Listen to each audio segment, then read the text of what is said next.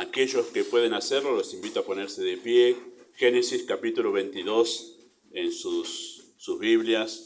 Dice el texto así, de esta manera, versículo 1 en adelante. Dice que aconteció después de estas cosas que probó Dios a Abraham y le dijo a Abraham, y él respondió, heme aquí.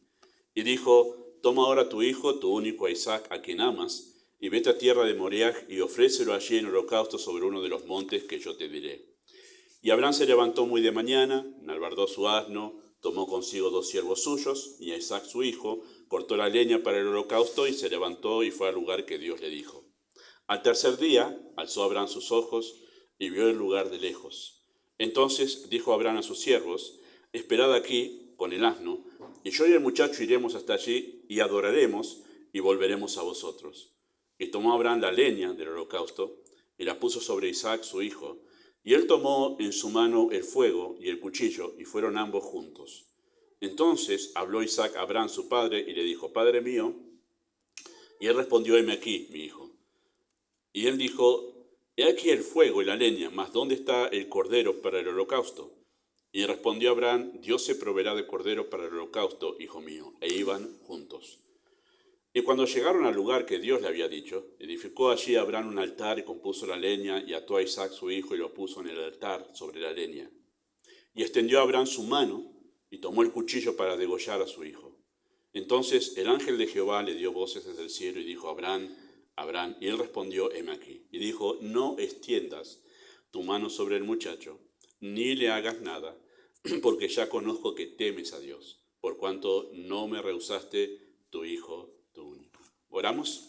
Amado Padre Celestial, una vez más nos reunimos como tu pueblo para adorarte y honrarte a ti, y queremos, Padre, que así sea en este momento de la enseñanza, que nuestros corazones puedan postrarse en adoración a tu palabra. Deseamos que podamos ser liberados de toda distracción, todo pensamiento que se resista a la verdad, que nuestro corazón es muy engañoso, Padre. Nos suele atrapar con distintas artimañas para que no escuchemos tu voz. Por eso deseamos que en esta mañana sea tu Espíritu hablando, más allá de lo que decimos y obrando más allá de los impedimentos que hay dentro de nuestra alma. Tú lo puedes hacer. Por eso pedimos tu gracia soberana obrando a través de tu palabra. En el nombre de Jesús. Amén. Muy bien, pueden tomar sus asientos. Y ahí los que quieren ir conmigo, porque ya tenemos la referencia histórica, Hebreos capítulo 11, ese es el texto que estamos exponiendo hace 2 meses. Estamos ya avanzando bastante en la exposición de ese capítulo maravilloso de la Carta a los Hebreos. Carta a los Hebreos capítulo 11, versículos 17 al 19, es el texto que corresponde para esta mañana. Dice así que por la fe Abraham, cuando fue probado, ofreció a Isaac, y el que había recibido las promesas ofrecía a su unigénito, habiéndosele dicho en Isaac, te será llamada descendencia, pensando que Dios es poderoso para levantar aún de entre los muertos, de donde en sentido figurado le volvió a recibir. Muy bien, tentación, disciplina y prueba. ¿Sí? Son 3 conceptos que podemos llegar a confundir a veces los creyentes, ¿verdad? La tentación es una situación preparada de forma astuta por Satanás para motivarnos a pecar a fin de debilitarnos y destruirnos. Eso lo hace Satanás.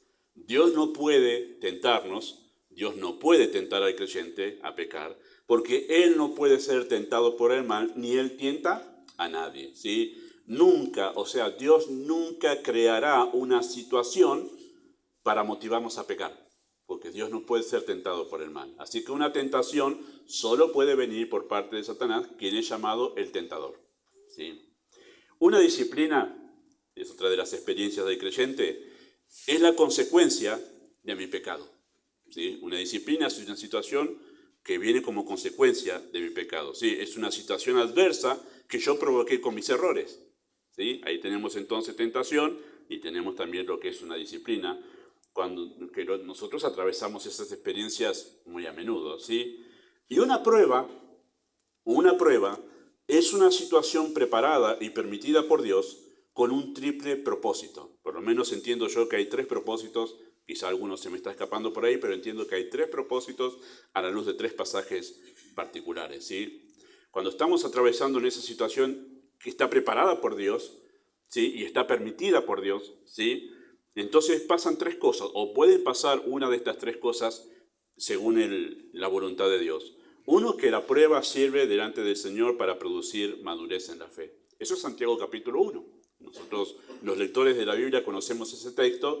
Dice que la prueba de vuestra fe produce paciencia. Y la paciencia tiene un proceso que nos lleva a estar perfectos y cabales. Eso es madurez. Ser cabales, ser perfectos, ¿sí? Así que el propósito por el cual Dios permite la prueba es para que nosotros crezcamos en nuestra vida espiritual, crezcamos en la fe. La segunda razón o propósito por el cual Dios ha diseñado las pruebas en la vida del creyente es para purificar la fe. Y eso es 1 de Pedro 1:7, ¿sí? Para que sometida a prueba vuestra fe, mucho más preciosa que el oro, después de que es probada, esta fe sea vista en gloria y alabanza delante del Señor, ¿no? Es el hecho de purificar la fe como el metal precioso que es el oro, expuesto en el horno, en el fuego, ¿sí? A alta temperatura para que se le desprendan del oro todas las impurezas y el oro brille más. Esa es la figura que se utiliza para hacernos entender por qué Dios hace atravesar a los creyentes por pruebas, ¿sí? Es para purificar la fe también. Y en tercer lugar, entiendo yo a la luz de la Escritura, que el tercer propósito por el cual Dios hace atravesar a los creyentes por pruebas, ¿sí? No disciplina y no tentación, sino por prueba, ¿sí? Es para revelar la naturaleza de la fe, ¿sí? O sea, que cuando el creyente es introducido en esa situación que es una prueba, que es adversa, que es de diferentes colores, como lo dice Santiago en capítulo 1, bueno, se dé a conocer que los demás a su alrededor y los ángeles en el cielo, recuerde que la vivencia del cristiano no solo es vista por el entorno nuestro aquí en la tierra, sino que nosotros estamos siendo observados por los seres angelicales, los cuales son millares de millares. O sea, ellos están mirando cómo obra la gracia de Dios en los creyentes que son parte de la iglesia. Bueno, para que ellos y nuestras personas alrededor conozcan la clase de fe que tenemos, Dios introduce al creyente por pruebas, ¿sí? A eso nos referimos, que se revele la naturaleza de la fe. ¿Qué clase de fe tiene esta persona que dice que tiene fe, ¿no? ¿Sí? Se revele su medida, se revele su firmeza y se revele también la madurez de esa fe, ¿sí? Cuando atravesamos pruebas, lo que sale a la luz es lo que realmente somos en nuestra vida cristiana. Esa es otra manera de decir lo mismo. Algunas veces nosotros tendemos a equivocarnos al medir las circunstancias. No, yo sería mejor creyente si no fuera por esta circunstancia. No, la circunstancia reveló la clase de creyente que uno es. ¿Sí? Eso es lo que es el propósito justamente de la prueba. No, yo soy así por esto. No, eso reveló, sacó a luz lo que hay dentro del corazón. ¿Sí? Ese es el propósito de la prueba. Bueno, y esto es lo que sucede justamente en este caso que estamos leyendo nosotros en Hebreos capítulo 11, cuando se habla de la prueba de Abraham, ¿sí? Porque la prueba esa, no leímos el texto hasta el final, pero la prueba termina con el ángel de Jehová diciéndole, ya conozco que temes a Dios. Ese era el propósito de esa prueba de Abraham, revelar en realidad lo que había en el corazón de Abraham. ¿Cuál era la naturaleza de la fe de Abraham? Y digo revelarlo porque Dios ya lo conocía. No es que Dios lo probó para ver, porque no sé realmente cómo está la fe de Abraham. Lo voy a probar para que... No, Dios ya conoce todas las cosas. Dios ya conocía cuánto Abraham amaba a Dios. Pero lo que quería Dios es que eso se haga evidente, que salga a la luz, que su familia, que sus siervos, que su entorno, que los cananitas, todos pudieran ver cuánto Abraham amaba a Dios. Y para que eso se haga evidente, Dios lo introdujo en una prueba, ¿sí? Eso es lo que hizo Dios así. Así que Dios ya conocía el estado de la fe, pero quería que se haga evidente. Y es semejante, por ejemplo, al caso de Job. ¿Por qué Dios introdujo a este hombre piadoso, que no había otro semejante a él que vivió un poquito antes que Abraham? ¿Por qué Dios lo introdujo en una situación semejante donde perdió sus bienes, perdió su familia, solo quedó su esposa y después perdió la salud? ¿Por qué hace Dios esto así? Porque quien tuvo la iniciativa para esto fue Dios.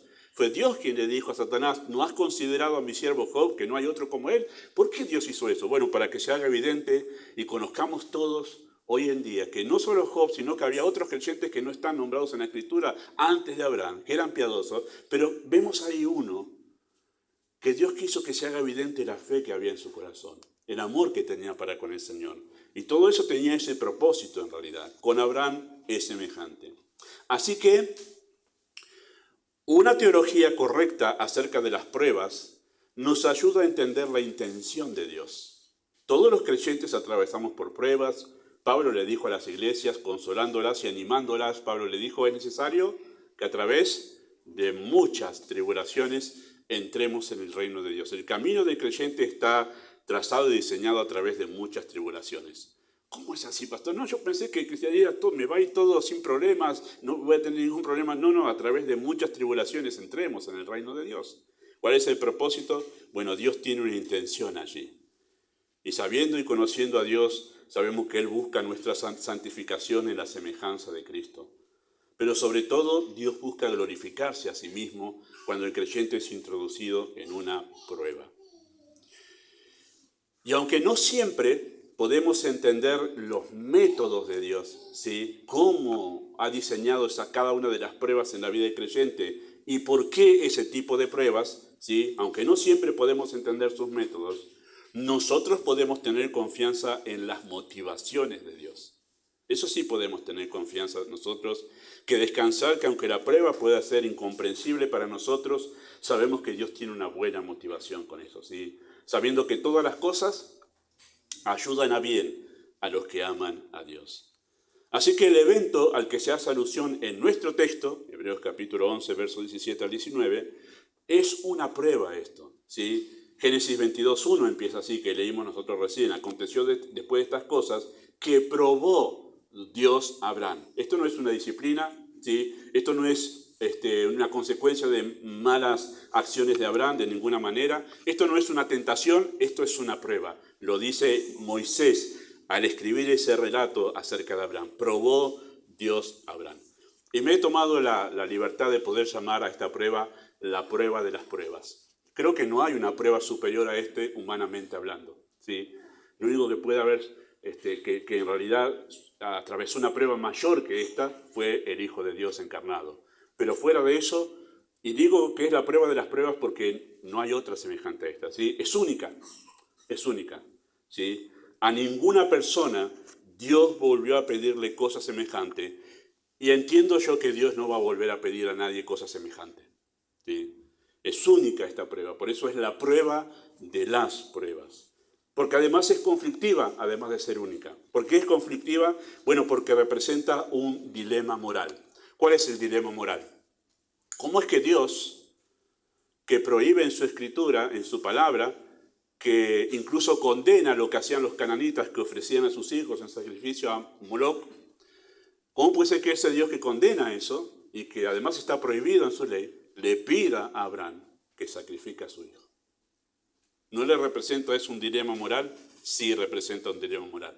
Los 2 primeros días, lunes y martes, que empecé a estudiar el texto, me dediqué a solamente ese aspecto, a tratar de buscar explicaciones bíblicas y además escuchar a otros acerca del dilema moral. No lo voy a exponer a ese estudio ahora, porque me sirvió a mí para poder ubicarme en el texto, pero no lo voy a exponer porque simplemente nuestro texto es Hebreos 11, 17 al 19. Si alguna vez enseño Génesis, ahí sí voy a hablar del dilema moral que representa esto. ¿Cómo es que Dios me pide algo que parece contradictorio? Se llama paradoja esto. Hay un montón de paradojas en la Escritura. Esto es una de esas paradojas en la Escritura. ¿Qué es una paradoja? Algo que parece contradictorio. Eso es una paradoja. Pero una paradoja no es una contradicción. Tiene apariencia de contradicción, ¿sí? Y esta es una de ellas. Por eso es la prueba de las pruebas, porque representa un dilema moral para la mente humana. Y seguramente lo fue para Abraham. Yo me pongo en el lugar de Abraham y Abraham habrá estado pensando también en su corazón toda esa noche previo a levantarse temprano en la madrugada, habrá pensado y habrá hablado con su esposa sin duda alguna acerca de esto. Dios nos está pidiendo sacrificar. Algunos quieren evitar este dilema moral diciendo, no, eso fue un sueño que tuvo Abraham. No pasó en realidad. O sea, Génesis 22 es un sueño. Y es como una manera de tratar de explicar humanamente algo que en realidad pasó en realidad. Abraham levantó el cuchillo dispuesto a sacrificar a su hijo. Y esto es escandaloso, hermanos. Esto es escandaloso. Nosotros que estamos acostumbrados a leer el texto de manera corrida, sin ubicarnos en la situación y que fue una situación real, nosotros tendríamos a pensar, bueno, así pasó, incluso hablamos del pasaje más espiritualizándolo que poniéndonos en la situación. Un padre levantando el cuchillo, listo a sacrificar a su hijo. Esto representa un dilema moral, por eso es la prueba de las pruebas. Y además, es una prueba extrema. No solo se trataba de la muerte de Isaac, sino también de la muerte a lo que uno ama. Pensamos en Isaac y hay una gran situación allí para exponer, pero también pensemos lo que significaba para ese papá, como hablaba recién Nicolás en la apertura acerca de lo que representaba eso para ese papá. Se pone usted, papá, en ese lugar con su hijo que lo vio crecer y estimamos que quizá podría estar teniendo acá entre los 18 y 20 y pico de años, tendría Isaac en este momento aquí. Era un muchacho adulto, ¿sí? Lo vio crecer, el hijo de la promesa, el que era tan esperado, ¿sí? Que trajo risa. Eso es un mensaje que no pude dar cuando hablé de Sara porque el texto no hablaba de esto, pero trajo alegría, hizo reír a su mamá del gozo de la salvación. Ella puede experimentar, Dios me ha hecho reír, y también lo hizo reír a Abraham. Bueno, entregarlo allí. Deshacerse de lo que uno ama, desprenderse de lo que uno ama, y podemos decirlo así, Abraham, desprenderse de lo que uno más ama, hablando terrenalmente. Es la muerte a uno mismo. Por eso es que habría una doble muerte allí, si es que Isaac llegase a ser sacrificado. Era la muerte de Isaac y era la muerte de Abraham a sí mismo, a él mismo, a su propio yo, renunciando a aquello que más amaba. ¿Sí? Así que es la prueba de las pruebas, es la prueba en un nivel de renuncia más allá de la capacidad humana. ¿Sí? Es un nivel de renuncia que va más allá de la capacidad humana. Imagínense usted, papá, que esta noche llega a su casa y usted le pasa eso, no le va a pasar, pero digo, imaginemos que le pasa y recibe de parte de Dios indicación, tenés que sacrificar a uno de tus hijos. ¿No? Tremendo sería eso. El desafío a la fe de Abraham fue este. ¿Qué tan dispuesto estaba a renunciar a lo que amaba por honrar a Dios? Ese era el desafío a la fe aquí. Claro, todos los otros desafíos estaban muy lindos, ¿verdad? Pero el desafío a renunciar a lo que uno ama, ese es un nivel de desafío a la fe tremendo. Tremendo. No entra en la capacidad humana entender esto. Concretamente, la prueba consistía en darle a Dios el primer lugar antes que a cualquier cosa o persona. ¿Sí? La prueba es muy chocante, queridos hermanos, lo sé muy bien. Lo es para mi corazón cuando lo empiezo a razonar y pensar en todo el dilema moral que esto representa. La prueba es chocante, muy chocante para nuestra naturaleza pecaminosa, que se caracteriza por el egocentrismo y se resiste a perder o resignar algo propio. Solemos asentir si Dios nos desafía mandándonos a dejar algo pecaminoso. Bueno, ese pecado, la verdad que sí, me tenía atrapado, pero Dios me dice que renuncie y en la gracia de Dios y en el poder de Cristo renuncié a ese pecado y uno sonríe con eso, ¿verdad? Pero nos resistimos cuando Dios nos pide renunciar y se trata de algo que en sí mismo no es malo. Voy a dar algunos ejemplos en algún momento. Alguien en un noviazgo y Dios dice, tenés que terminar con ese noviazgo. ¿Qué hay de malo si él me ama, yo la amo? ¿Qué? Dios dice, termina. No es malo. Un pecado sí, Señor, pero esto que amo, no. Renuncia a ese trabajo porque está siendo un impedimento para honrarme a mí. No, pero no soy ladrón. Si yo fuese ladrón, Señor, sí, renuncio al robo, al hurto, a todo eso, porque no te honra. A esto, Señor, que es bueno. Y si lo hiciese, ¿a cuántos panaderos, no? El Señor los ha desafiado a cerrar el domingo para honrar al Señor. No es malo tener una panadería, Señor. No. No es malo trabajar. No. Pero está interrumpiendo darme la prioridad a mí. Tremendo, ¿no? Ahí es donde viene que la prueba es muy chocante, porque a veces Dios, y no sería raro que usted se encuentre, porque a mí me ha pasado y a usted le pasará seguramente si es creyente, que Dios lo va a desafiar más de una vez a dejar algo que es bueno en sí. pero que Dios lo utiliza para demostrar hasta dónde realmente le amas a Dios. Es una prueba escandalosa, ¿sí? Nos escandaliza cuando nosotros pensamos en esto. No comprendemos por qué Dios nos quitaría algo que no es malo y que además nos hace bien. ¿Qué diría Abraham ahí? ¿No? ¿Y qué le diría a su esposa? Yo me hubiese gustado que Moisés nos cuente un poquito de esa charla con su esposa. Es nuestro hijo, nos hace feliz, lo hemos educado bien. Pero Dios le dice, despréndete de él. Es una prueba escandalosa, hermanos. Y no pretendo yo de ninguna manera satisfacer todas las preguntas que en nuestra mente humana se levantan. No las tengo. Ni tampoco la Biblia se ha ocupado de darnos todas esas respuestas. Pero lo cierto es que es una prueba chocante y escandalosa.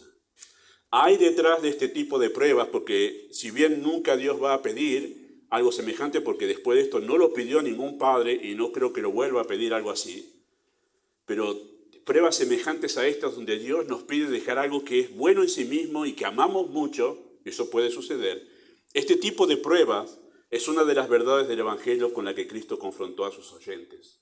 Por ejemplo, en Mateo 10, 37 al 38 dijo esto Cristo: el que ama a padre o madre más que a mí, no es digno de mí. El que ama a hijo o hija más que a mí, no es digno de mí. Y el que no toma su cruz y sigue en pos de mí, no es digno de mí. Cristo está predicando el Evangelio en ese texto, queridos hermanos.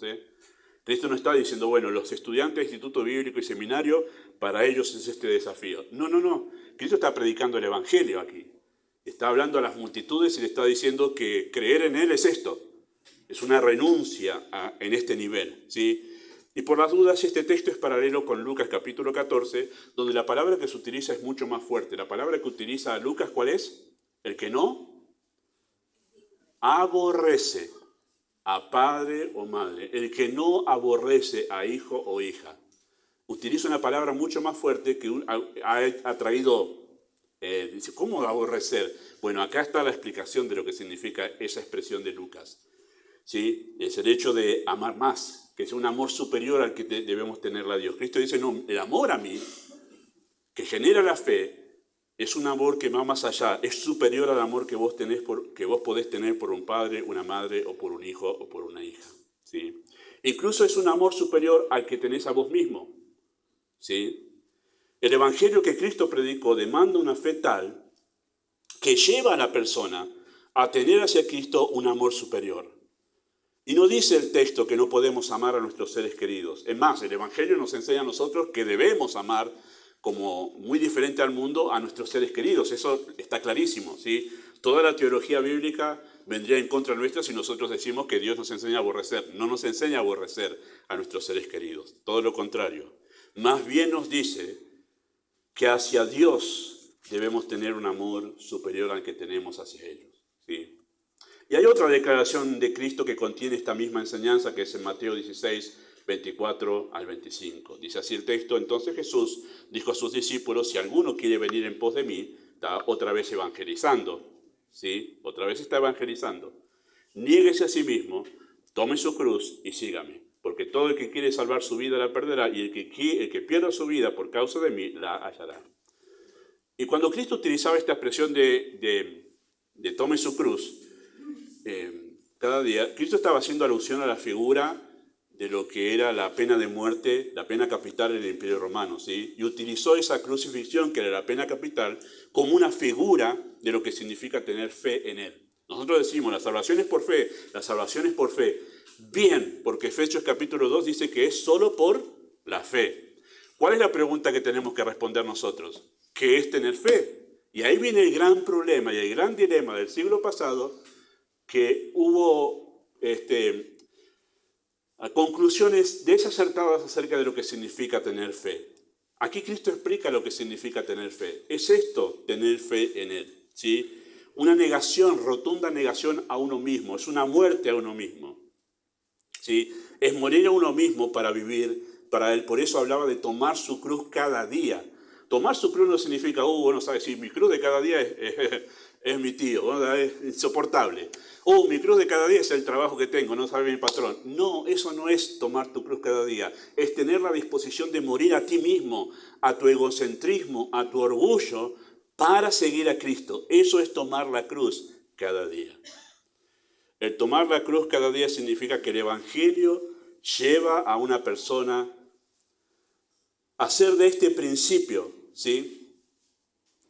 Hacer de este principio de tomar la cruz cada día un estilo de vida, ¿sí? Es la verdad que Pablo expresó en Gálatas 2:20, ya no vivo yo, mas vive Cristo en mí, ¿sí? Y Cristo presentó este desafío para hacer entender lo que significa creer en Él, la renuncia a uno mismo en lealtad absoluta a una persona, ¿sí? Por eso es que siempre afirmo y trato de enfatizarlo, de que tener fe en Cristo para salvación no es un mero asentimiento de algunas verdades doctrinales que nosotros le decimos a la persona. Es una renuncia y entrega. Nosotros a cualquier persona le podemos ir y decir, aquí mismo sentados todos, podemos hacer toda una encuesta y decir, ¿crees que sos pecador? Sí. ¿Crees que Cristo te puede salvar? Sí. ¿Crees que en verdad si te arrepentís? Sí, creo. Pero ese asentimiento no significa que la persona tiene fe salvadora. ¿Qué es lo que revela que la persona tiene fe salvadora? Esa renuncia y esa entrega absoluta al señorío de Cristo. Por eso es que hablamos de que alguien, cuando es salvado, recibe a Cristo como Salvador y como Señor. No es esa falsa doctrina del siglo pasado que primero lo recibís como Salvador, después con el tiempo lo recibís como Señor. Eso es falso, eso no enseña la Biblia. Entonces esto es lo que la Biblia enseña y lo que Cristo estaba haciendo con ese llamado al Evangelio que nosotros solemos resistir, ¿verdad? No le decimos a las personas, generalmente, tenés que renunciar a vos y morir a vos para entregarte a Él de pleno y renunciar a todo. No, digo, no, vos si haces esta oración y de a poquito, renuncia, Cristo pedía, hermano, no tenía vueltas porque se trataba del alma de las personas y de la eternidad. Se trataba de la condenación en el infierno, no de que alguien más asista a la iglesia para tener un número más. Se trata del alma de la persona. Y por eso Cristo hacía esto con tanto énfasis, sin vueltas. Este tipo de evangelio, queridos hermanos, que habla de estos textos y otros más, no es nada agradable para nuestra naturaleza pecaminosa. Nos resistimos a pensar que debemos morir a nuestro ego y rendirnos al señorío de Cristo. Es tan desafiante este tipo de evangelio, ¿sí?, que algunos pensaron que no iban a traer a nadie a la iglesia. Si usted predica eso, pastor, no va a venir nadie a la iglesia. Porque nuestra propia naturaleza pecaminosa resiste el señorío de Cristo. Y por eso es que algunos el siglo pasado cambiaron este evangelio por un ritual en el que repetimos una serie de afirmaciones, pero sin la intención de dejar nada y mucho menos de morir a uno mismo. ¿Cuántos papás, cuántos padres que han traído sus hijos a la iglesia desde pequeños, desde la panza, después cuando crecieron esos hijos se apartaron al mundo en una manera que dice, wow, se nota que no tienen ningún interés en Dios. Y muchos padres les ha costado, a muchos padres les cuesta reconocer que hijos que han estado de pequeños en la iglesia, cuando son adolescentes se revela que no son salvos. No, pero yo me acuerdo que en la escuela dominical él levantó la mano para orar. Y como oró, yo sé que, bueno, ahora, pero es más fácil concluir, hermanos, bíblicamente que no tiene a Cristo. Y además es mucho mejor concluir que no tiene a Cristo. Porque usted puede estar engañándolo a su propio hijo, haciéndole pensar que es salvo por una oración, cuando su vida en realidad se demuestra que no está entregado, que no quiere renunciar al pecado, que no quiere renunciar a nada y que no quiere seguir a Cristo. Claro, es un consuelo para el papá decir, bueno, y sí, mejor pensar que es salvo para así me quedo más tranquilo. Claro, usted se queda tranquilo, pero él va camino al infierno, engañado, pensando que por una oración ya es salvo. Ese es el gran problema de muchos padres en la iglesia de Cristo. Y por eso es tan importante lo que nos enseña este paso de fe de Abraham, ¿sí? Suena atractivo y puede ser un evangelio más al alcance de la capacidad humana. Pensar que la fe es simplemente repetir una serie de verdades, asentirlas con la boca, ¿no? Pero ese no es el evangelio que salva, hermanos. No es el evangelio que salva. Para este desafío de Cristo hace falta una capacidad superior que solo puede darla la fe que viene del cielo por medio del Espíritu de Dios. Por eso el texto comienza diciendo una vez más, por la fe Abraham ofreció a Isaac cuando fue probado. Es por la fe que se pudo hacer esto. No se puede hacer de otra manera. Y es lógico que si tú no tienes fe te escandalices con lo que estamos hablando ahora. Es lógico que tú resistas en tu corazón lo que estamos hablando ahora si no tienes a Cristo. Es lo más lógico, porque solamente se puede razonar, aceptar y pensar y practicar por la fe que viene del cielo, que no la tiene ninguna persona y solo la da Dios como una gracia y misericordia. Así que lo que hizo Abraham solo es posible por medio de la fe verdadera. Concuerda justamente eso que hizo con la esencia del Evangelio y revela que Abraham era salvo. Esto que hizo revela que realmente él era un verdadero creyente. No fue salvo en ese momento Abraham, pero quedó al descubierto con el paso de fe que hizo, que se trataba de un verdadero creyente. A veces nosotros cuando dudamos de la fe de alguien, no sé, me deja, bueno, vamos a ver qué hace cuando está siendo desafiado a dejar cosas por el Señor. No solo el pecado, sino aquellas cosas que ama. ¿Qué hace cuando es desafiado? Cuando tiene que elegir entre el Señor y aquello que ama. Y no estamos hablando de pecados aberrantes, sino aquello que ama.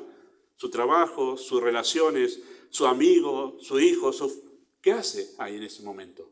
Cuando tiene que priorizar al Señor antes que eso. Y ahí es donde se ve realmente la naturaleza de la fe que tiene. ¿Sí? Quedó al descubierto que Abraham era un creyente verdadero. Y por eso se lo podía llamar el padre de la fe. Porque solo un verdadero creyente posee una fe tal que le da a Dios el lugar de prioridad en su vida. No es segundo después del trabajo, no es segundo después de la familia, no es segundo después de los hijos, no es segundo después de su novio o de su novia, no es segundo después de cualquier otra cosa, sino el primer lugar en su vida. Eso hace la fe. Así que vamos a exponer este texto tomando como referencia los 3 momentos que destaca el escritor de la Carta a los Hebreos, que toma como referencia, para exponer una verdad obviamente, acerca de ese momento de la fe de Abraham. No voy a exponer Génesis 22, porque me estaría siendo injusto con el texto de Hebreos. No voy a exponer Génesis 22. Lo tomamos como referencia para entender el hecho histórico. Pero me centro acá, y créanme que fue una tentación irme a Génesis 22, pero me quedo en Hebreos, ¿sí? Hay 3 momentos que él destaca de la fe de Abraham en este pasaje, ¿sí? Y para enseñar esta verdad, la fe verdadera ama a Dios por sobre todas las cosas. Ama a Dios por sobre todas las cosas. Y en primer lugar, el escritor se detiene, de aquel evento, él se detiene en la obediencia de la fe. La obediencia de la fe. Porque el texto dice allí en versículo 17, por la fe Abraham, cuando fue probado, ¿qué hizo? Ofreció a Isaac. Y ahí vemos la obediencia de Abraham, ¿sí? ¿Ha notado el tiempo verbal de ese ofreció? ¿Qué tiempo verbal es? Pasado, ¿verdad? O ofreció, ya pasó. Como que ya lo hizo. Así lo describe el Espíritu de Dios a través de este hombre que escribió esta carta, ¿sí? Lo toma como algo ya realizado. Ofreció, tiempo pasado, como un acto ya consumado. Pero cuando vamos al relato bíblico, como ya lo conocemos, ¿verdad? Y lo hemos leído, vemos que finalmente no lo ofreció. Entonces, ¿por qué dice que lo ofreció? Si no lo ofreció. Interesante eso. Porque Dios detuvo justamente a Abraham para que no lo sacrifique. Nosotros ya sabemos la historia, pero Abraham no la sabía que iba a terminar así. ¿Sí? Así que en realidad no lo ofreció en holocausto. ¿Por qué entonces el Espíritu de Dios lo registra como un hecho consumado? Porque en su corazón ya había resuelto, ya lo había resuelto, o sea, ya estaba resuelto en el corazón de Abraham sacrificar a Isaac. Ya estaba resuelto eso, allí, ¿sí? Haber resuelto hacer lo que Dios le había dicho. Era una determinación que él había tomado. Lo había asimilado como una convicción. Yo voy a hacer lo que Dios me ha dicho, ¿sí? Abraham tenía un corazón predispuesto para obedecer a Dios en todo lo que Dios mandase. Cuando Dios le habló esa noche, Abraham, ¿cuál fue su respuesta? El famoso heme aquí, que aparece en el Antiguo Testamento y que es una expresión coloquial de la cultura hebrea para decir a lo que mandes. Sí, no sé, pero a lo que mandes yo ya estoy dispuesto, heme aquí, ¿sí? Y esta disposición del corazón de Abraham a obedecer en todo lo que Dios le mandase o lo que Dios le mandase, quedó demostrada en la premura a obedecer. Él se levantó muy de madrugada para hacer eso. No agarró y dijo, pagamos el despertador. Prefiero dormir lo más que pueda a enfrentarme con ese momento Tremendo, ¿no? Déjame, haceme caer en un profundo sueño, Señor, pero no quiero enfrentarme con esa situación. No, se levantó muy de mañana. Yo supongo que no habrá podido dormir mucho esa noche. Imagino que no habrá podido dormir. Pero se levantó muy de mañana. Además, se nota esa disposición y la preparación para obedecer. Enalbardó su asno, tomó los 2 siervos, tomó a Isaac, cortó la leña. Todo lo necesario. No se olvidó de nada. Faltaba solo el cordero, aunque no. Estaba allí. Isaac no lo sabía. Pero preparó todo. Hizo toda la preparación para obedecer. ¿Sí? Además, se nota esa disposición en la iniciativa para obedecer. Fue al lugar que Dios le dijo. Caminó esos 3 días y llegó al lugar que Dios le dijo. Y además en la determinación a obedecer se ve su disposición. Tomó el cuchillo y lo levantó listo para degollarlo. Sin duda lo hizo obediente. Tremendo. Esa escena es tremenda en la mente, hermanos. Pero tomó el cuchillo listo para degollar a su hijo. Queridos hermanos, la obediencia que genera la fe, porque la obediencia del creyente la genera la fe, no es una cosa natural en nosotros, es una obediencia por amor. Y eso es maravilloso, ese concepto de la fe que la Escritura nos propone. Porque ahí es donde nosotros podemos diferenciar entre la obediencia del religioso y la obediencia del verdadero creyente. El verdadero creyente obedece por amor al Señor. ¿Sí? Cristo dijo, el que tiene mis mandamientos y los guarda, ese es el que me ama. Obedecer y amar van de la mano en el Evangelio bíblico. El amor a Dios se manifiesta y se muestra por medio de la obediencia. Nosotros manifestamos el amor a nuestras queridas esposas con una cajita de chocolate, flores, es raro, porque más le gusta el chocolate a mi esposa, pero bueno, o helado de chocolate. Pero en cuanto a Dios, es obediencia. Cajitas de chocolate no sirven aquí. Es obediencia. Es obediencia. Abraham amaba tanto a Dios que en respuesta a su mandato estaba dispuesto a dejar incluso lo que amaba. Y se detiene en eso el escritor. Cuando fue probado, entregó lo que más amaba, entregó a Isaac, por obedecer a Dios. Y demostró que Dios era más importante en su vida que Isaac, su hijo, su amado hijo. Yo sé que para las mamás, para los papás lo es, las mamás que son más emocionales, es terrible esto, ¿verdad? Nos dijo, tu hijo, dame. ¿Qué harías en ese momento? Pero amaba tanto a Dios, Abraham, que estuvo dispuesto a dejar incluso lo que amaba.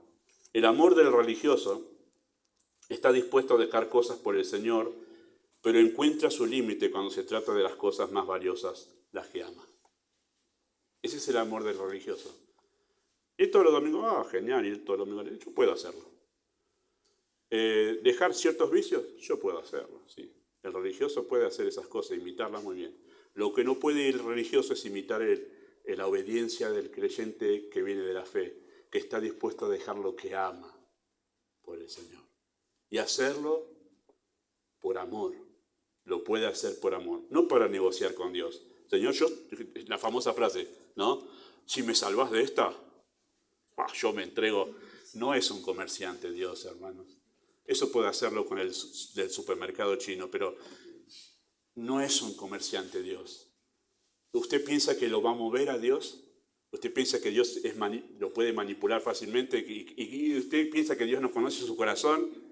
¿Que en realidad no tiene la intención de obedecerlo, sino está tratando de especular con Dios para sacarle algo? ¿Usted piensa que Dios es ciego, que no es omnisciente, que no sabe esa intención de nosotros? No se juega así con Dios. Por eso esa obediencia no sirve. Y ya sabemos lo que va a pasar. Cuando Dios le dé lo que usted le está pidiendo, usted se olvida de Dios. Esa es la realidad de nuestro corazón, de mi corazón, hermano. Esa es la realidad de mi corazón.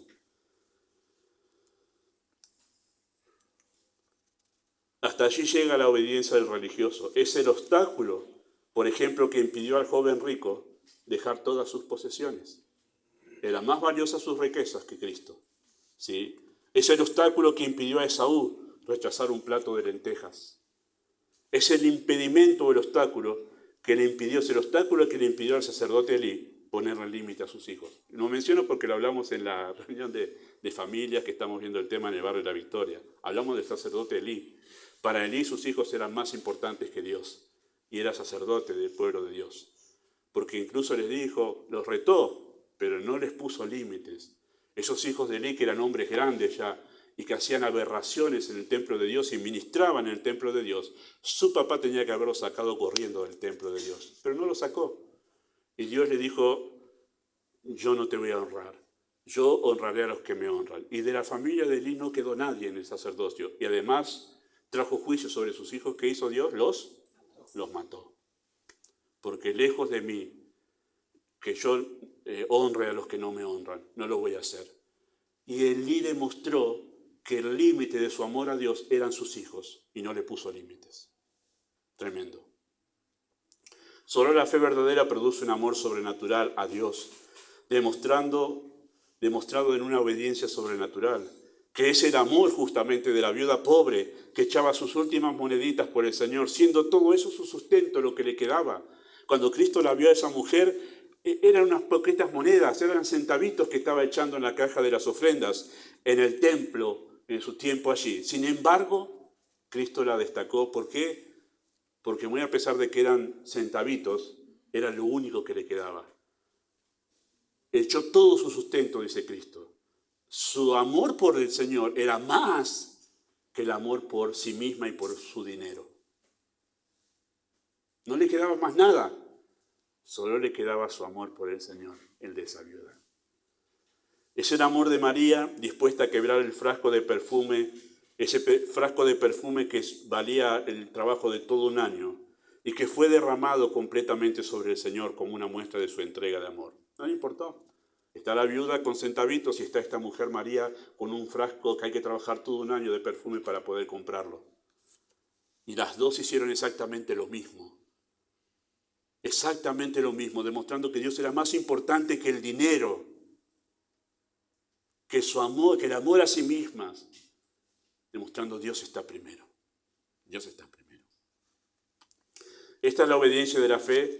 Es una demostración de devoción por la grandeza de Dios. No es una voluntad obligada, sino una voluntad rendida en adoración. Me encanta cuando dice Abraham a los siervos, iremos allí y adoraremos.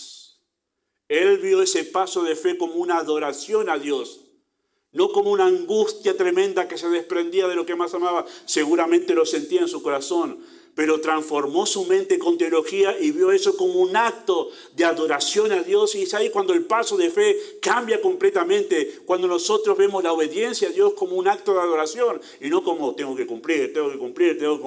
No es un acto de adoración a Dios. Pablo habla acerca de esto y dice que sube como un olor fragante, como el sacrificio que se hacía del aceite en el templo que aromaba, que daba el aroma de Cristo en el santuario. Y así es la obediencia del creyente. Sube como un aroma, un sacrificio que expide el aroma de Cristo, del carácter de Cristo. Pero el religioso dice, tengo que cumplir. Pero esta es la fe de Abraham. Miremos y vamos a adorar. Vamos a adorar. En segundo lugar, el escritor se detiene en el conflicto de la fe. El conflicto de la fe. Dice verso 17, por la fe Abraham, cuando fue probado, ofreció a Isaac. El que había recibido las promesas, ofrecía a su unigénito, habiéndosele dicho, en Isaac te será llamada descendencia. Él se detiene en esto, en el conflicto de la fe. Abraham había recibido la promesa de que de Isaac vendría la descendencia que cumpliría los propósitos de Dios. ¿Cuál era la promesa, Abraham? De ti haré una gran nación. ¿Cómo va a pasar eso? En capítulo 17 le dice Dios a Abraham a Dios, ¿cómo? No tengo hijos, tengo a este de Damasceno, este hombre de Damasco, que es mi siervo. Bueno, quizás de él va a venir. Quizás él va a venir. No. Y dice, hecho, te voy a dar un hijo. Y te lo voy a dar de Sara. Así que tenía promesas de esto. De él se formaría una gran nación.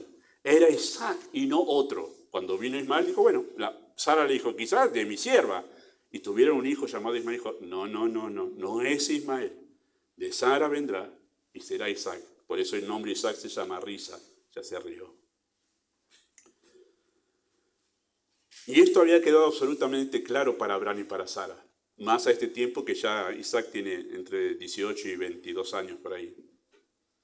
Pero ahora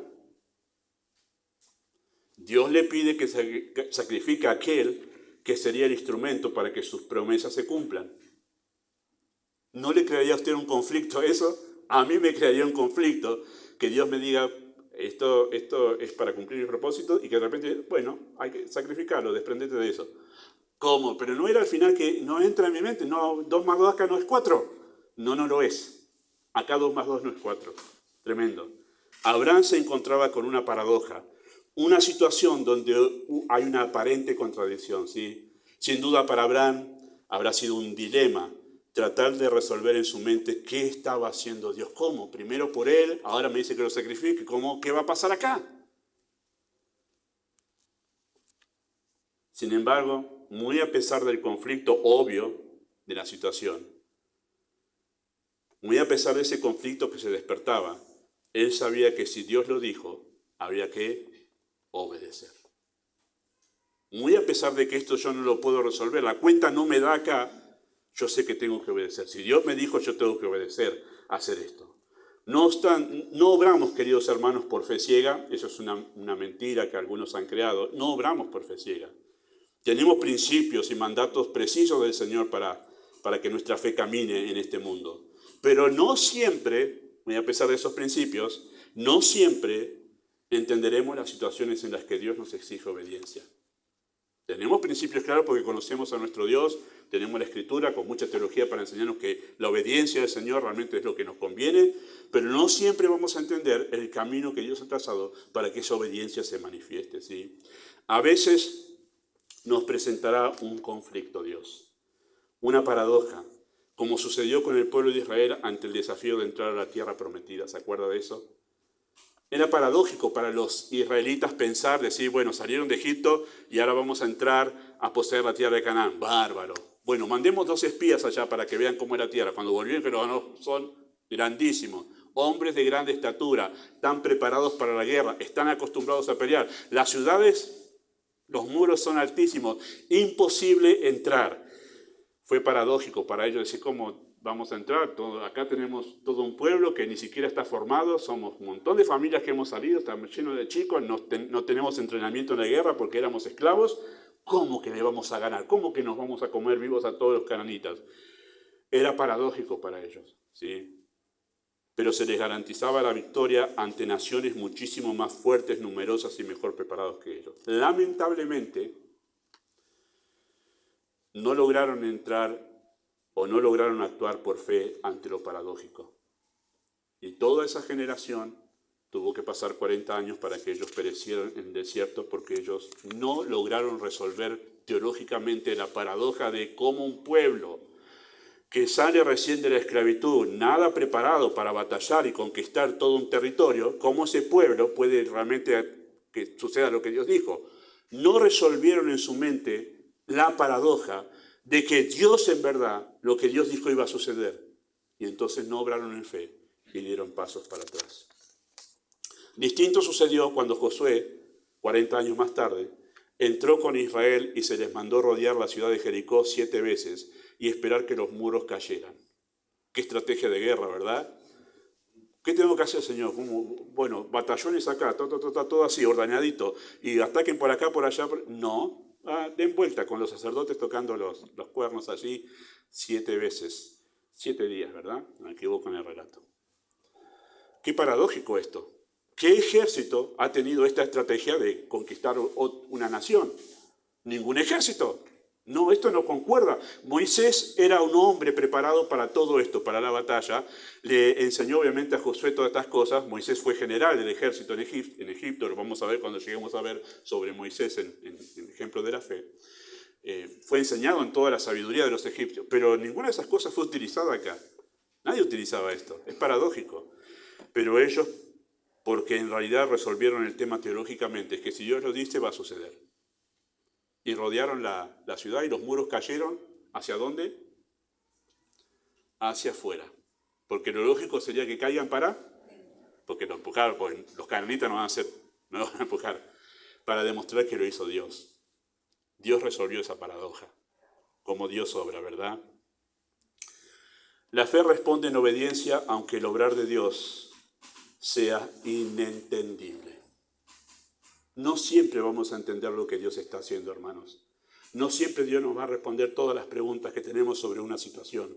Pero lo que nos toca a nosotros es responder en obediencia. Las maneras del obrar de Dios a veces parecen confusas para nosotros. Nos imaginamos que las cosas sucederán de cierta manera o que Dios debería hacerlo de determinada forma, pero no siempre sucede como esperamos. Pablo ansiaba conocer los hermanos de la iglesia en Roma, como último tramo de su ministerio, ¿verdad? Ya había llenado.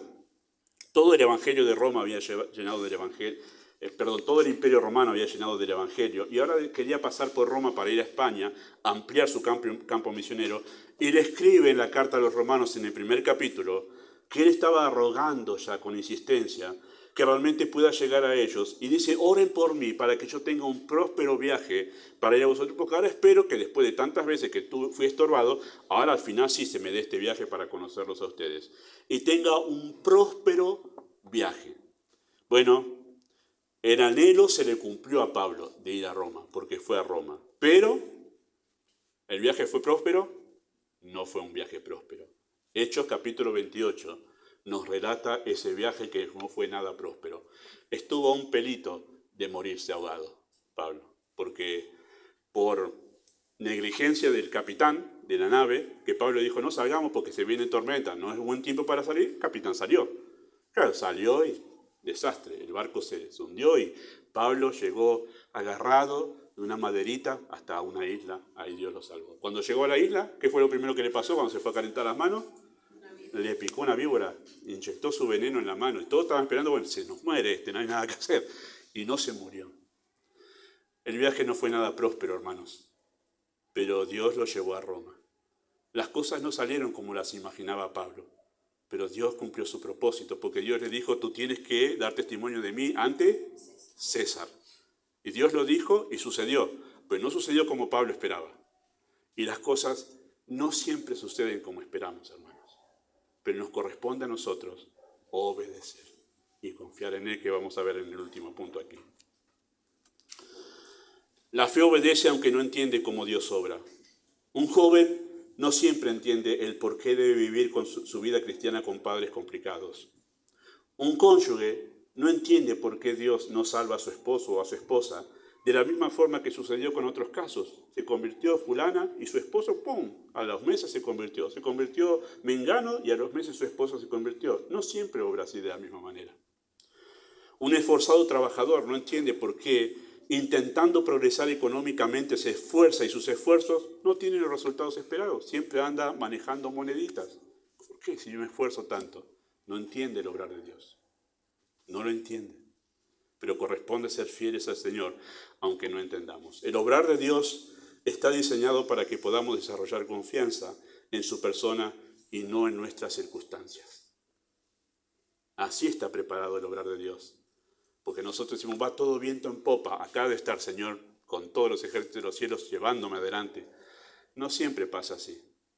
Y es para que nosotros no confiemos de que todas las cosas van bien ahora, sino a veces van muy mal, pero estoy en la voluntad de Dios y estoy en paz. Es para que confiemos en el Señor y no en nosotros mismos ni en las circunstancias que nos rodean. Porque justamente en eso se detiene el escritor en el tercer momento que rescata del acto de fe de Abraham, ¿sí? Por eso, en tercer lugar, él habla de la confianza de la fe de Abraham, ¿sí? La confianza de la fe. Dice que él iba a sacrificar a su hijo, verso 19, pensando. Usted dice: ¿qué pensaría Abraham en ese momento? Yo como papá me imagino que estaría pensando. Y gracias a Dios que el Espíritu de Dios nos dice que estaba pensando Abraham, pensando que Dios es poderoso para levantar a uno entre los muertos, en donde en sentido figurado le volvió a recibir. ¿Sí? Me encanta porque el adverbio ese, pensando, es un adverbio, ¿sí? Indica la manera en que Abraham recorría ese camino de obediencia. Pensando es uno está haciendo una acción continuamente, está pensando. La manera en que Abraham salió esa mañana con su hijo, con sus dos siervos, y ¿qué iba? ¿Cómo iba en ese camino? Él iba pensando teológicamente acerca de la situación. Maravilloso. Pensando. Recorría ese camino de la obediencia de esta manera. Él iba pensando, había un pensamiento que dominaba su corazón y que sirvió de base para su fe. ¿sí? Ese pensamiento dominaba. Él razonaba, evaluando sus circunstancias con base en su teología. Lo que conocía de Dios lo utilizó para poder razonar sobre eso que estaba viviendo en ese momento. En base a eso él caminaba, pensando y razonando teológicamente sobre su vivencia. No dudamos, queridos hermanos, en absoluto que emocionalmente podía estar destrozado en 1000 pedazos Abraham, como cualquier padre. Pero no fueron sus emociones las que dominaron su andar, sino su teología, su manera de pensar. ¿Sí? No gobernaron las acciones de Abraham, sus emociones que estarían pendiendo de un hilo, pero no se dejó dominar por las emociones que lo destrozaban internamente, sino se dejó dominar por sus convicciones. Era lo que sabía acerca de Dios lo que determinó lo que iba a hacer y no sus emociones. Y es aquí donde nosotros hablamos de dominio propio. ¿Cómo viene el dominio propio en el creyente? Bueno, viene por su teología, por lo que sabe de Dios. La fe enfrenta los dilemas, queridos hermanos, con teología. Coloca a Dios en el centro de las circunstancias.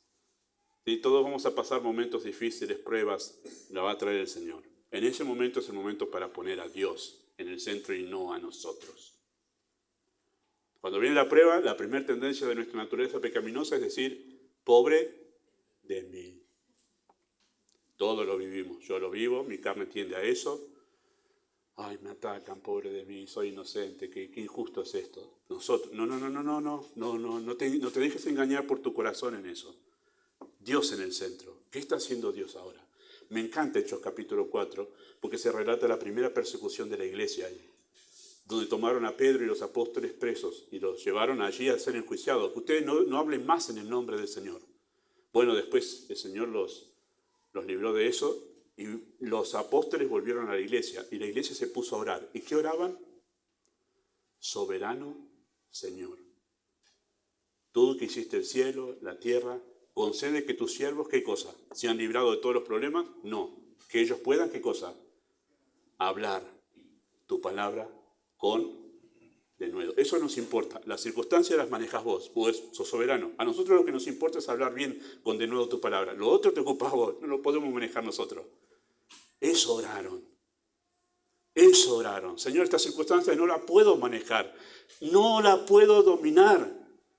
Ayúdame a obedecer porque lo demás no está en mis manos, está en tus manos. Pero ayúdame a obedecer, que pueda hacer lo correcto en este momento. Lo demás está en tus manos. Harás lo que debas hacer, lo que quieras hacer. Pero a mí ayúdame a obedecer en este momento. Y esa debe ser la preocupación del creyente, poniendo su vista en Dios. Abraham hizo un razonamiento basado en la omnipotencia de Dios. Y se creía que Dios era poderoso. Y Dios es fiel, pensó él. Él prometió hacer por medio de Isaac una gran nación. Yo ahora debo sacrificarlo. Está sacando la cuenta, ¿no? Poniendo todos los factores en orden ahí para sacar la cuenta. Yo debo sacrificar a Isaac. Entonces, tengo que imaginar que esto se tiene que resolver de alguna manera de forma teológica. Imaginar que Dios lo levantará de entre los muertos. Porque si va a ser Isaac y yo lo tengo que sacrificar, ¿cuál es la resolución? ¿Yo tengo que desobedecer a Dios? No. Él va a hacer algo más. Era su razonamiento teológico en esta situación. Logró resolver esto pensando en un Dios sobrenatural y poderoso que puede hacer algo más allá de las capacidades humanas. Ese fue su razonamiento. Ese fue su razonamiento en ese momento. En este conocimiento de Dios se apoyaba Abraham en sus pasos de fe. Cada paso, esos 3 días hasta el monte Moriah, que después ahí es donde se construye el templo, donde Salomón construye el templo en ese monte. Todo ese caminar y ese andar hasta ahí, él iba razonando esta teología acerca de Dios, lo que Dios iba a hacer, ¿verdad? Yo pienso que esa fue parte de la charla con Sara, por lo cual no vemos aquí un conflicto con ella, no se relata un conflicto con ella. Pienso que fue la charla que tuvo justo en el momento antes de atar a Isaac, explicándole toda esta teología con su hijo. Pienso que eso trajo confianza a todos ellos, porque han visto que Isaac no se resistió. ¿Qué haría un hijo de esa edad y con esa fortaleza si un padre lo va a atar para clavarle el cuchillo?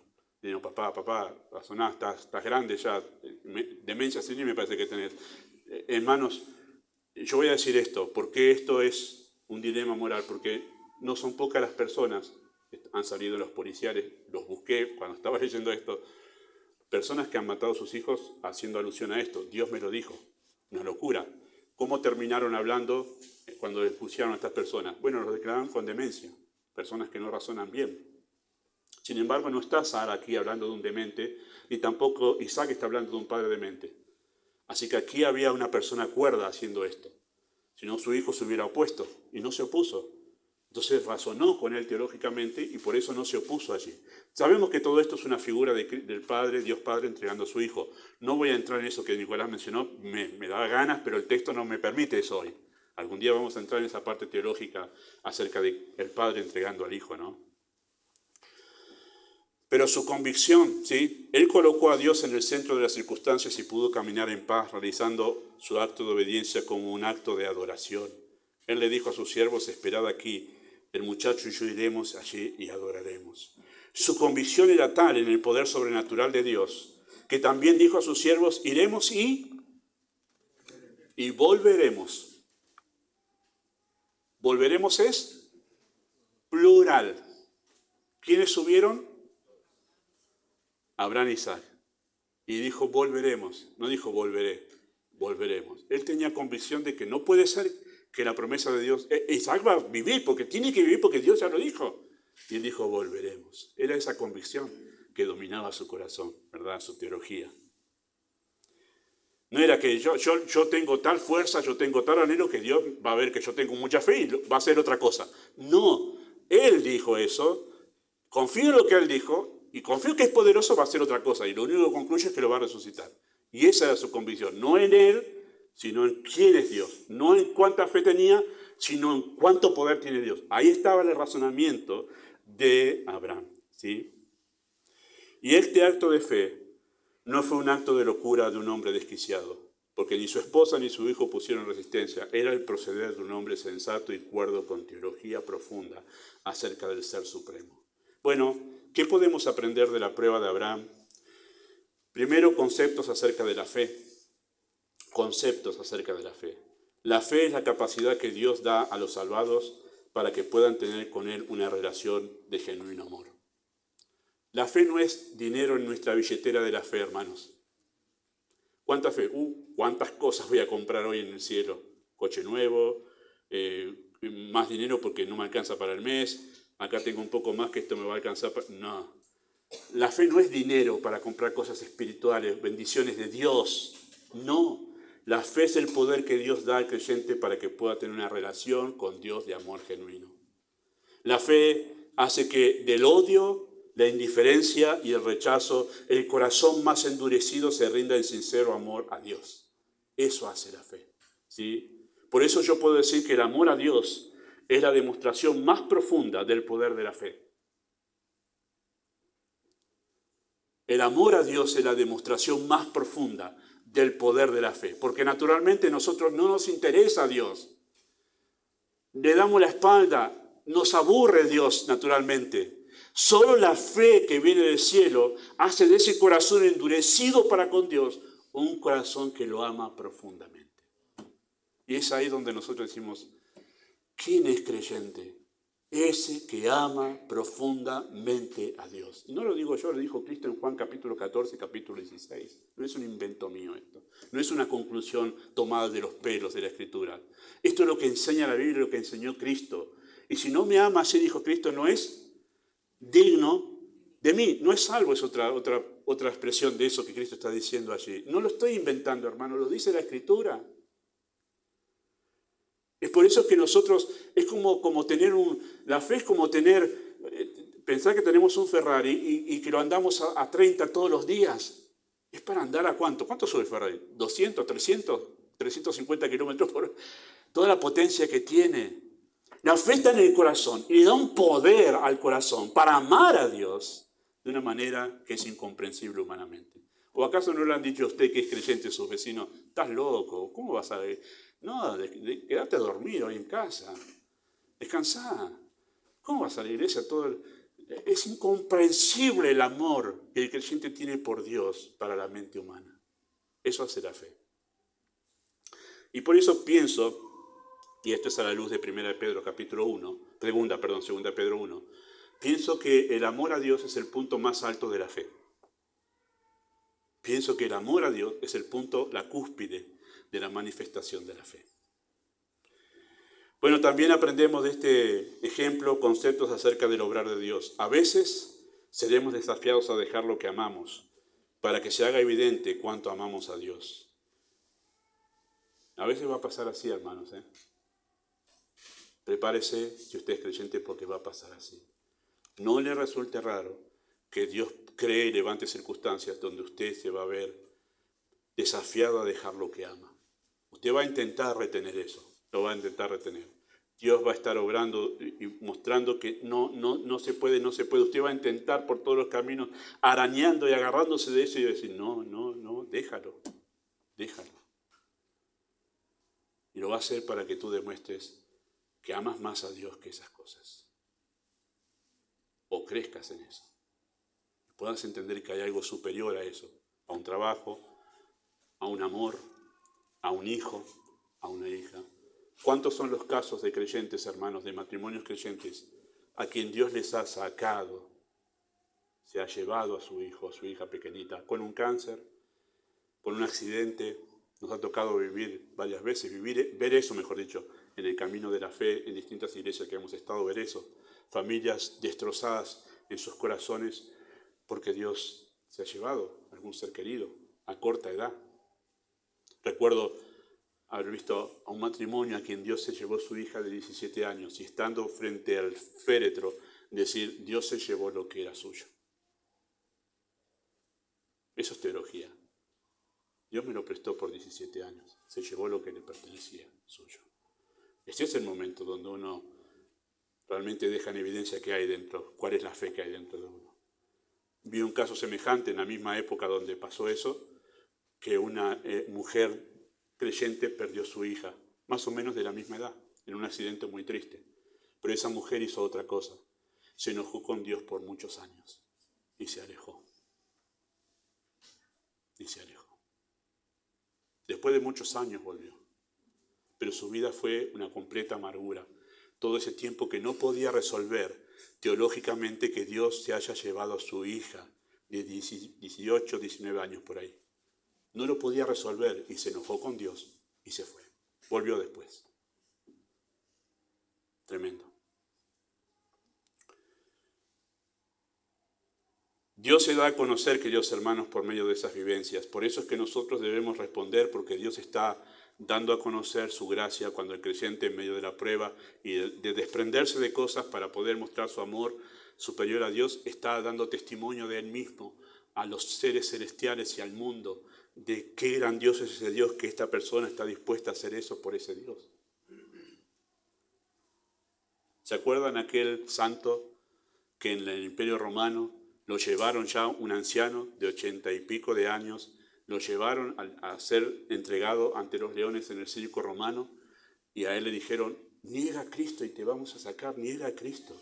Y la respuesta de este santo fue, 83 años he servido a mi Señor y no me ha hecho ningún mal. ¿Cómo lo voy a negar? Y murió comido por los leones. Y ahí vemos lo que significa el poder de la fe, porque solo la fe crea ese amor. ¿Qué haría una persona naturalmente? Sí, negamos, nos libramos de la muerte, que no quiero ser comido por leones. ¡Qué amor al Señor! Y en último lugar,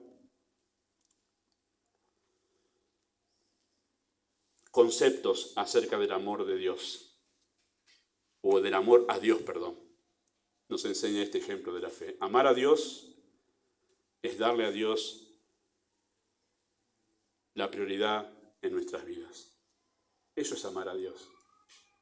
Estamos muy acostumbrados al concepto del amor emocional. Y no está mal sentir emociones si uno ama, para nada. Pero la Biblia habla más de hechos concretos. Y es Dios primero, Dios primero, Dios primero. Hoy, para ustedes que son creyentes, hoy fue Dios primero. Antes que descansar, porque tuve una semana larga de trabajo. Antes de descansar, porque la verdad que estudié un montón para la facu. Antes de cualquier otra cosa, ustedes dijeron Dios primero. Después de acá tengo que llegar temprano, tomar 2 colectivos, así que tengo un viaje largo, pero Dios primero, Dios primero.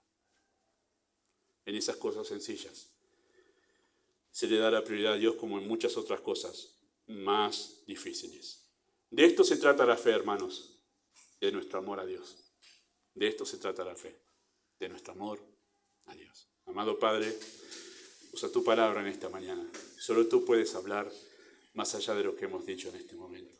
Gracias por despertar nuestras conciencias por medio del ejemplo de este hombre, desafiado a algo tan difícil, pero que quedó en evidencia la poderosa fe que había en su corazón. Pedimos tu bendición en nombre de Jesús. Amén.